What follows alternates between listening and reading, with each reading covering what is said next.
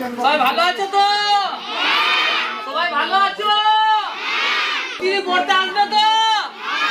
সবাইকে ডাকবে তো? কেউ পড়াশোনা ছাড়বে না তো?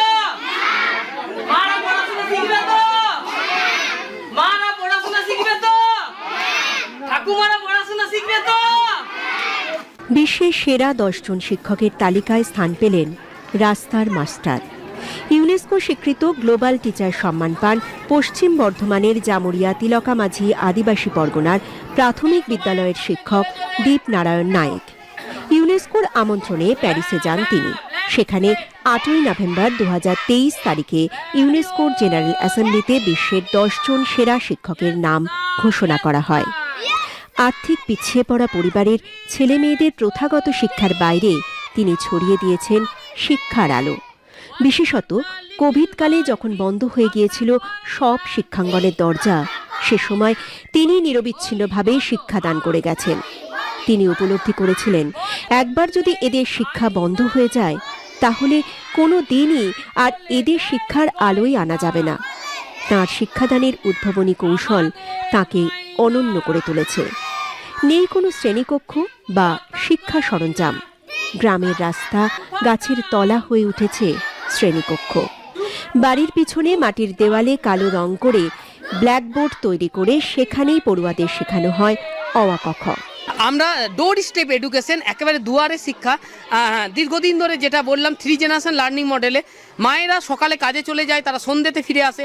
সন্ধ্যের পর 7টার পর যদি কোনো মাকে বলা হয় যে চলো তুমি অন্য কোনো জায়গায় স্কুলে 2 কিলোমিটার 3 কিলোমিটার 5 কিলোমিটার দূরে গিয়ে তোমাকে পড়াশোনা করতে হবে, 7টা 8টার পর এটা প্র্যাকটিক্যালি সম্ভব না। কিন্তু তারই যখন দরজার মধ্যে স্কুল তৈরি হয়ে গেল, আমি বারবার যখন দেখলাম এই জাতীয় মারা যখন স্কুল পর্যন্ত যেতে পারছে না, এডুকেশন ইনস্টিটিউশন পর্যন্ত যেতে পারছে না, তখন আমি স্কুলটাকেই তাদের দরজায় এনে দিলাম, এডুকেশন ইনস্টিটিউশনটাকেই তাদের দরজায় এনে দিলাম।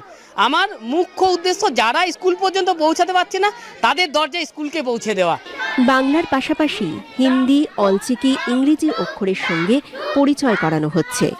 এভাবে একাধিক গ্রামের রাস্তায় রাস্তায় পড়াতে পড়াতে তিনি পরিচিত হয়েছেন রাস্তার মাস্টার নামে। জামুরিয়ার আলীনগর নীলপুরের আদিবাসী পাড়ায় রাস্তায় পড়াচ্ছেন তিনি। শুধুমাত্র বর্তমান প্রজন্মের ছেলে মেয়েদের নয়, তাদের পূর্ববর্তী আরও 2টি প্রজন্ম অর্থাৎ বাবা মা দাদু ঠাকুমাদেরও শিক্ষার আলো এনেছেন দীপনারায়ণ বাবু।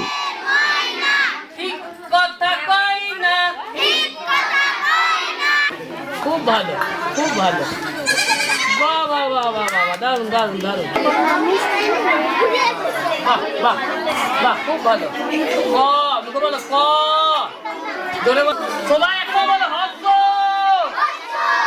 ও এই মাস্টার এসে পদে আগে আমাদের কিছু ছিল না, লেখাপড়া কিছু ছিল না, আমরা দিন মজুরি খাটতুম খেতুম।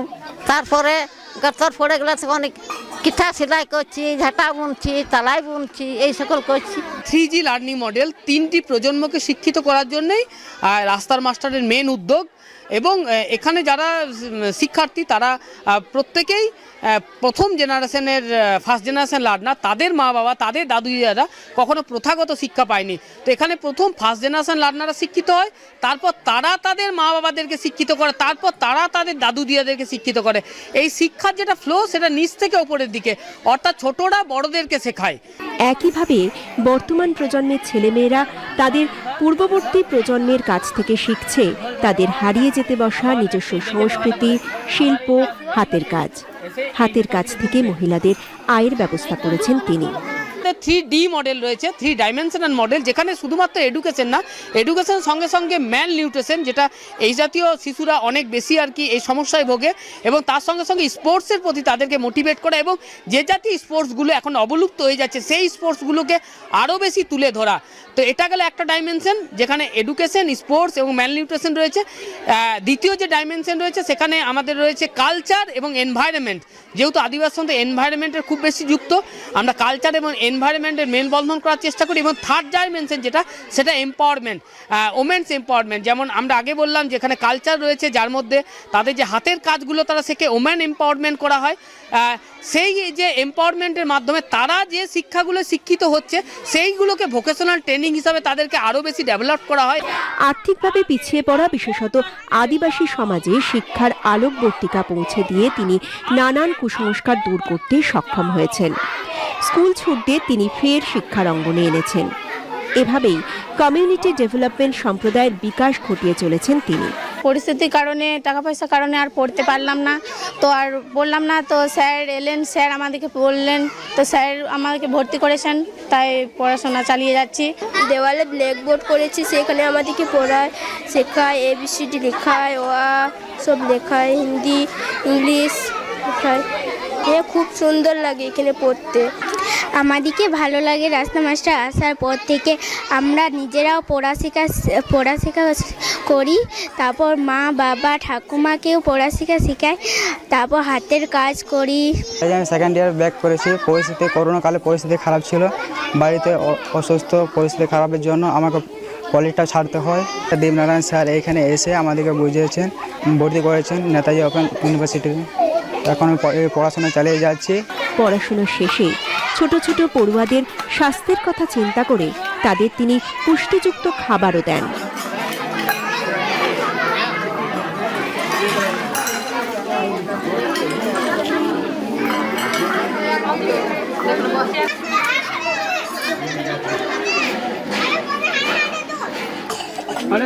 উৎসবের মরশুমে ছোট ছোট পড়ুয়াদের হাতে তুলে দিচ্ছেন নতুন জামা কাপড়। দীপনারায়ণবাবু জানিয়েছেন, দরিদ্র পরিবারে তিনি বড় হয়েছেন। সেখানে নতুন জামা, নতুন জুতো, নতুন বই বা স্কুল ব্যাগ পাওয়া ছিল স্বপ্নের মতো। এমনকি তাকে লেখাপড়া শেখাতে গিয়ে বাকি দিদিবোনদের পড়াশুনো শেখা হয়ে ওঠেনি। এই উপলব্ধি তাকে আর্থিকভাবে পিছিয়ে পড়া বিশেষত আদিবাসী সমাজের ছেলে মেয়েদের পাশে দাঁড়াতে উদ্বুদ্ধ করেছে। দীপনারায়ণবাবু জানিয়েছেন, তবে তার পথ চলাটা সহজ ছিল না। আমি যখন ছোট ছিলাম, আমরা 4 বোন, আমি 1 ভাই। আমার বাবা কোনো সরকারি চাকরি করতেন না, উনি একটা খুব দিনমজুরের মতো খুব সামান্য আর কি চাকরি করতেন। সেখানে কোনোদিন ওনার আর্থিকভাবে ওনার কাছে টাকা আসতো, কোনোদিন আসতো না। আমি নিজে কখনো নতুন বই পাইনি, নতুন খাতা পাইনি, নতুন স্কুল ড্রেস পাইনি, নতুন ব্যাগ পাইনি। তো আমার জীবনটা চরম অভাবের মধ্য দিয়ে গেছে। এবং আমি বরাবরই লোকের পুরানো জিনিস পড়ে, পড়াশোনা করে, লোকের পড়ানো বই নিয়ে আমি পড়াশোনা করেছি। এবং আমি নিজে BSc করার পর আমি MSc করতে পারিনি টাকার অভাবে। আমি MBA-তে ভর্তি হয়েছিলাম, টিউশন পড়ি, যেটুকু টাকা আমি সঞ্চয় করেছিলাম। আমি সেখানে 2টো সেমিস্টার দেওয়ার পর আমাকে ড্রপ আউট হতে বাধ্য হয়েছি আর্থিক অভাবে। আমি পরবর্তীকালে যখন আমি শিক্ষকতার চাকরি পেলাম, তখন যখন আমি দেখলাম এদেরকে, তখন কোথাও না কোথাও আমার সেই পুরানো স্মৃতিগুলো আমার চোখের সামনে ভেসে উঠলো। আমি সেই আমার নিজের পরিবারকে দেখতে পেলাম এদের মধ্যে, আমার দিদিদেরকে, আমাদেরকে, এবং সেটা আমার মনের মধ্যে অনেক বড় দাগ কাটলো। এবং আমি ঠিক করলাম, আমি যে কষ্ট করেছি, আমার স্টুডেন্টরা, আমার সন্তান সময় স্টুডেন্টরা যেন তারা সেই কষ্টটা কোনোদিন না করে। তার কাজের পথে এসেছে অনেক বাধা, তবে সব বাধাকে চ্যালেঞ্জের সঙ্গে মোকাবিলা করে এগিয়ে চলেছেন। 2010 সালে 2জন পড়ুয়াকে নিয়ে শুরু করেছিলেন তাঁর পথ চলা। আজ রাস্তার মাস্টারের পড়ুয়ার সংখ্যা কয়েক হাজার। ভিন জেলা, ভিন রাজ্যে ছড়িয়ে গেছে তাঁর শিক্ষাদান পদ্ধতি।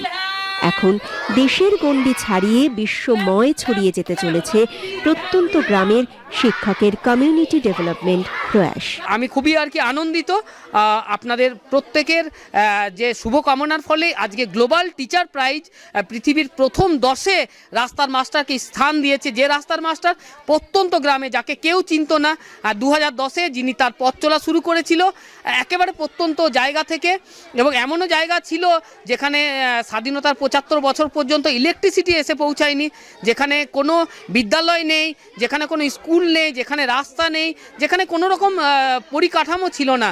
কিন্তু সেই রাস্তার মাস্টারের কিন্তু কর্মকাণ্ডকে যে ভারতী ফাউন্ডেশন, ইউনেস্কো এবং দুবাই কেয়ারের নজরে গেছে এবং গ্লোবাল টিচার প্রাইজে তারা সারা বিশ্বের মধ্যে প্রথম 10-এ রেখেছে, এর জন্য আমি অত্যন্ত আনন্দিত এবং আমি তাদের কাছে কৃতজ্ঞ যে তারা এত প্রত্যন্ত গ্রামেও যারা কাজ করছে তাদের কাজ যে তাদের নজরে যাচ্ছে এবং তারা যে সেই কাজটাকে বেছে নিচ্ছে, এর জন্য আমি সত্যি ধন্যবাদ এবং কৃতজ্ঞতা জানাচ্ছি তাদের কাছে।